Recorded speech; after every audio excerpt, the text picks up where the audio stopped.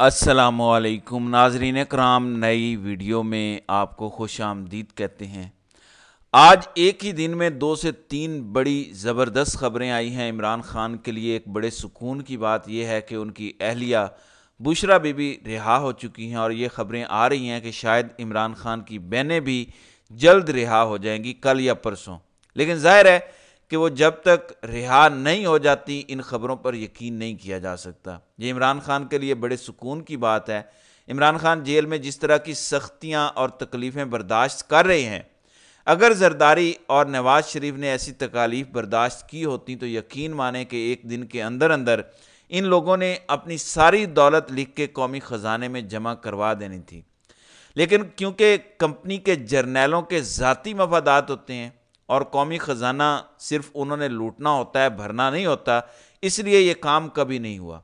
آپ امیجن کریں کہ جو سختیاں خان پر ہو رہی ہیں، اگر نواز شریف کے ساتھ ہوتی تو کیا وہ اپنی ساری لندن کی جائیدادیں بیچ کے پاکستان کے حوالے نہ کر دیتا؟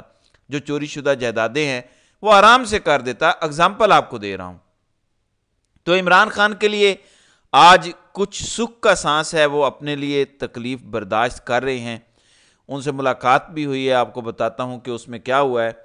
پہلے بشریٰ بی بی کے حوالے سے آپ کو بتاتا چلوں کہ پہلے وہ رہا ہوئیں، پھر وہ بنی گالہ پہنچیں ایک قافلے کی صورت میں، اور اس کے بعد ابھی تازہ ترین اطلاعات یہ ہیں کہ وہ لاہور پہنچنے والی ہیں، جہاں پہ شوکت خانم ہسپتال میں ان کا چیک اپ ہوگا، اور اس کے بعد وہ اپنی بیٹیوں اور بچوں سے ملاقات کریں گی۔ ظاہر ہے بشریٰ بی بی نے بڑے تکالیف میں یہ 8-9 مہینے گزارے ہیں، اور جس طرح کے غلیظ کیس کمپنی نے ان کے اوپر بنائے، ایک بندہ کہتا ہے کہ میں حافظ ہوں، اس کی تعریفیں ایسی ہوتی ہیں کہ جی بڑی تلاوت کرتا ہے جہاں بھی کھڑا ہوتا ہے۔ ایک ہمارے انجینئر صاحب ہیں، وہ کہتے ہیں وہاں مولوی بیٹھے تھے اور مولوی ایک آیت پڑھ رہے تھے، حافظ صاحب 4 آیتیں پڑھ دیتے تھے۔ کیا بات ہے، لوگ تو آشش کر اٹھے۔ وہ جو قرآن کی آیتیں پڑھنے والے حافظ صاحب ہیں، انہوں نے پاکستان کی تاریخ کا سب سے غلیظ کیس ایک عورت پر بنایا، اس پر زنا کے جھوٹے الزام لگوائے، جھوٹا گواہ پیش کروایا جو کہتا تھا کہ انہوں نے بند کمرے میں زنا کیا اور میں دیکھ رہا تھا اور میں پہنچ گیا۔ یہ ان حافظ صاحب نے کیا ہے۔ وہ خاتون یہ سب سہ گئی جب انہوں نے کہا کہ ایک دن جب انہوں نے یہ کہا کہ یہ غیرت اور بغیرتی کے درمیان جنگ ہے، غیرت اور بغیرتی کی اس جنگ میں غیرت مند بشریٰ بی بی ایک فتح یاب خاتون جیل سے باہر آ چکی ہیں۔ اب ان کا چیک اپ ہوگا شوکت خانم سے، اور اس کے بعد ظاہر ہے وہ اپنے بچوں کے ساتھ وقت گزاریں گی۔ اب مجھے نہیں پتا کہ وہ واپس بنی گالہ جائیں گی، زمان پارک جائیں گی یا کیا ہوگا، لیکن خدشات یہ ہیں کہ اگر وہ بنی گالہ رہتی ہیں، بہت سے دیگر لوگوں نے بھی یہ بات کی ہے کہ بنی گالہ پوری طرح سے بگڈ ہوگا، ایسے طریقے سے ٹیکنیکلی بگ کیا گیا ہوگا کہ بنی گالہ میں پرندہ بھی پر مارے گا تو ISI کو اس کی خبر ہو جائے گی، آڈیو ریکارڈنگز ہوں گی، ویڈیو ریکارڈنگ ڈیوائسز لگی ہوں گی۔ جب تک انٹرنیشنل لیول کے ایکسپرٹس بنی گالہ کو کلیئر نہیں کر دیتے، وہاں پہ میں سمجھتا ہوں بشریٰ بی بی کو نہیں رہنا چاہیے۔ وہ اکیلی بھی ہیں، وہاں ان کی بے پردگی ہوگی، کیا پتہ باتھ رومز میں بھی کیمرے اور آڈیو ڈیوائسز لگی ہوں، اس لیے وہاں رہنا ٹھیک نہیں ہے۔ جہاں بھی رہیں میک شور کریں کہ ایکسپرٹس کے ذریعے ہر چیز کو چیک کروائیں، پوری کی پوری بلڈنگ کی سکیننگ ہو۔ کسی کا ایک مشورہ میں پڑھ رہا تھا کہ اچانک ہو سکتا ہے کہ جو PTI کے لوگ ہیں وہ ملاقاتوں کی کوشش کریں، کوئی اس کی شکایت لگا رہا ہے، کوئی اس کی، کہ آپ خان صاحب تک یہ بات پہنچائیں، یہ بندہ ایسا تھا، اس نے یہ کر دیا، اس نے پیٹھ میں چھرا گھونپا، یہ احتجاج پہ نہیں آیا، یہ بھاگ گیا، وغیرہ وغیرہ۔ اب بشریٰ بی بی 8-9 مہینے جیل میں رہی ہیں اور باہر کے مکمل حالات سے آگاہ نہیں ہیں۔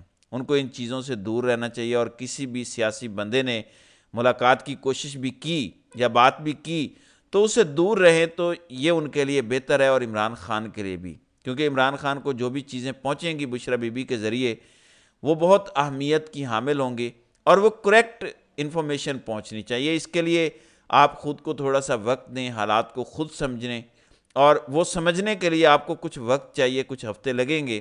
You will be able to understand کہ پیچھے ہوا کیا ہے ان 10-11 مہینوں میں۔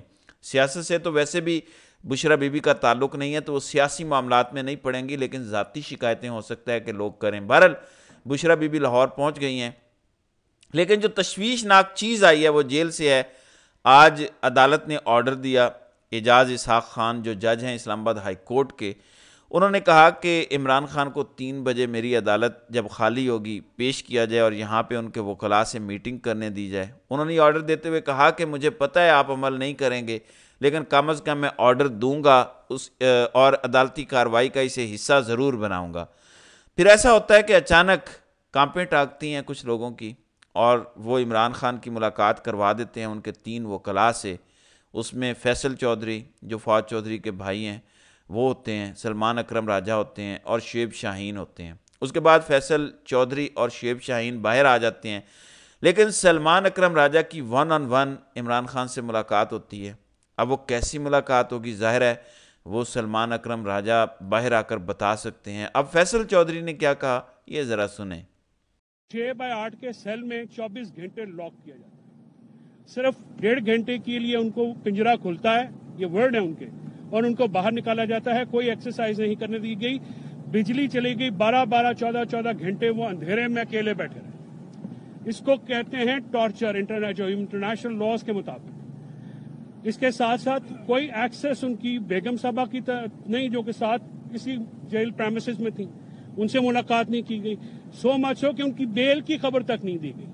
ٹھیک ہے، اس کے جی اس میں انہوں نے تفصیل بتائی ہے کہ خان کے اوپر سختیاں کی جا رہی ہیں، باہر نہیں نکلنے دیا جاتا، گھنٹہ 1.5 گھنٹہ باہر جاتے ہیں، اب کسی ایکسرسائز کی بھی انہیں اجازت نہیں دی جا رہی۔ ظاہر ہے کہ کچھ لوگ یہ چاہتے ہیں کہ عمران خان کی صحت خراب ہو۔ دیکھیں میں بار بار اس چیز پہ توجہ دلاتا آیا ہوں کہ اس عمر میں آپ کو اگر سورج نہ ملے، باقاعدہ آرام کی نیند نہ ملے، اچھی خوراک نہ ملے، ایکسرسائز نہ ہو آپ کی زندگی میں، تو آپ کی صحت فوراً خراب ہو جاتی ہے اور ایک 72 سالہ شخص فوراً کھنڈی پہ آ جاتا ہے۔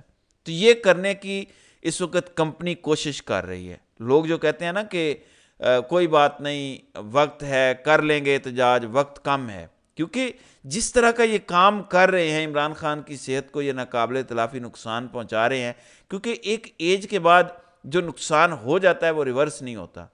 پھر فیصل چودھری نے یہ بھی کہا کہ ناقابل بیان صورتحال ہے، یہ ناقابل قبول ہے، جن حالات میں خان کو جیل میں رکھا گیا یہ ہم ایکسیپٹ نہیں کر سکتے، یہ انہوں نے کہا۔ تو ایسی صورتحال میں جب بشرا بی بی رہا ہوئی ہیں اور وہ اب اپنا چیک اپ کروائیں گے اور اس کے بعد پتہ چلے گا کہ ان کی ایکٹیویٹیز کیا ہوں گی، کیا انہیں مجبوراً اپنے خامد کی رہائی کے لیے میدان عمل میں آنا پڑے گا، ابھی تک ہم کچھ کہہ نہیں سکتے۔ دوسری جانب جسٹس منصور علی شاہ نے قاضی کو ایک آخری خط لکھا ہے۔ اس خط کے اینڈ میں انہوں نے بڑی انٹرسٹنگ چیز لکھی ہے، باقی چیزیں تو irrelevant ہیں۔ آخری لائن میں وہ قاضی کو مخاطب کرتے ہوئے کہتے ہیں کہ اکثر جب ہم لوگ طاقت میں ہوتے ہیں تو یہ بھول جاتے ہیں کہ لوگ ہمارے ہر ایکشن کو دیکھ رہے ہیں اور تاریخ کبھی معاف نہیں کرتی۔ ان الفاظ پہ ذرا غور کریں، پھر آپ کو ایک عظیم انسان کے وہ الفاظ یاد آئیں گے کہ اس نے کیا کہا تھا، یہ ذرا سنیں۔ جو تاریخ ہے وہ کبھی کسی کو معاف نہیں کرتی، کون کیا رول پلے کر رہا ہے، تاریخ میں ہمیشہ یہ چیزیں سامنے آ جاتی ہیں۔ جی آج لٹرلی یہی الفاظ جسٹس منصور علی شاہ نے بھی استعمال کیے ہیں۔ منصور علی شاہ جو 3-4 مہینے پہلے تک اس سسٹم کا حصہ تھے، قاضی کے ساتھ کھڑے تھے، قاضی کا ساتھ دے رہے تھے، جب اس سسٹم نے انہیں ڈسنا شروع کیا اور انہوں نے ریئلائز کیا کہ یہ تو مائنس منصور علی شاہ ہو رہا ہے، تو انہوں نے اس سسٹم کی حقیقت کو جاننے کے بعد آج آخری خط میں قاضی کو لکھ دیا کہ تاریخ سب کا کردار دیکھ رہی ہے اور تاریخ کسی کو معاف نہیں کرتی۔ یہی خان نے بھی کہا تھا۔ میں پھر دہراتا ہوں، کیا باجوہ کی اولاد پاکستان میں کسی بھی پاکستانی کے سامنے فخر سے یہ کہہ سکتی ہے کہ ہاں میں قمر جاوید باجوہ کا بیٹا ہوں؟ نہیں کہہ سکتی۔ جس طرح جنرل یحییٰ سے کوئی اپنا رشتہ جوڑنا پسند نہیں کرتا، اسی طرح جنرل باجوہ سے بھی اپنا رشتہ کوئی شو نہیں کرنا پسند کرے گا۔ یاد رکھیں، قاضی تاریخ کے گٹر میں جانے کے بعد عمران خان اس قوم کا اب بھی ہیرو ہے، بعد میں بھی رہے گا۔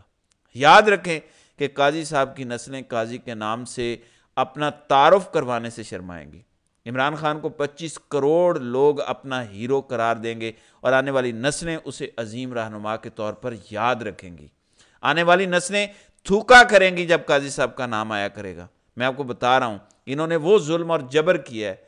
پہلے کے ڈکٹیٹرز کا یہ تھا کہ وہ چلے جاتے تھے تو غلاظت بھی ختم ہو جاتی تھی.